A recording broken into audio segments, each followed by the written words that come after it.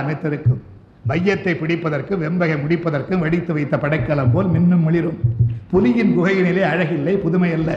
கிளியும் மெய்சிலிருப்பும் கீழிறங்கும் தன்மையும் தலைகாட்டா மானத்தின் உறவிடம் மரவன் மாளிகை.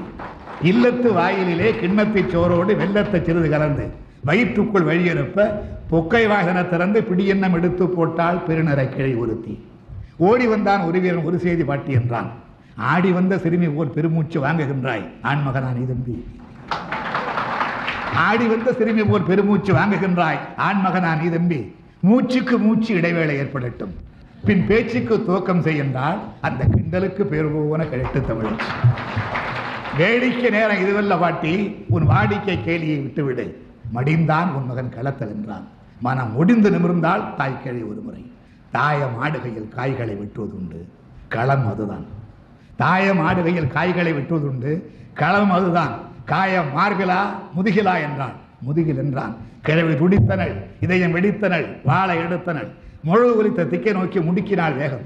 கோழைக்கு பால் கொடுத்தேன், குப்புற வீழ்ந்து கிடக்கும் மோழைக்கு பேர் போர்கிறனா. முன்பொரு நாள் பாய்ந்து வந்த ஈட்டிக்கு பதில் சொல்ல மார்பை காட்டி சாய்ந்து கிடந்தாரின் சாகாத கண்ணாளன். அவருக்கு பிறந்தானா? என்னடா மானம் எங்கே? குட்டுச்சுவருக்கும் கீழாக விழுந்துபட்டான். இமய வரம்பினிலே வீரம் சிரிக்கும், இங்கு வீண நிரம்பினிலே இசை துடிக்கும். அதுவும் மானம் மானமென்றே முழக்கும். ஏடா மரத்தமிழ் குடியிலே மாசு தூவி விட்டாய், தின்று கொடுத்தாய், தீர்வாய்ந்த தோள்கள் எங்கே? தினவெடுக்கவில்லையோ அந்தோ என்று கதறினாள். 80 நெருங்கிய ஏழைக்கிழவி சென்றங்கு சிறுமுனையில் சிதறி கிடந்த செந்தமிழ் காளைகளை புரட்டி பார்த்தாள். அங்கு நந்தமிழ் நாட்டை காக்க ஓடிட்டு ரத்த வெள்ளம்.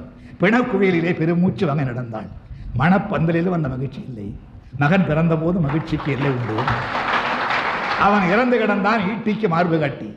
அறுத்தெரிய இருந்தேன் அவன் குடித்த மார்பை. அடடா கருத்தெரிய பொய் சொன்ன கைவன் எங்கே? வாள் இங்கே, அவன் நாக்கெங்கே?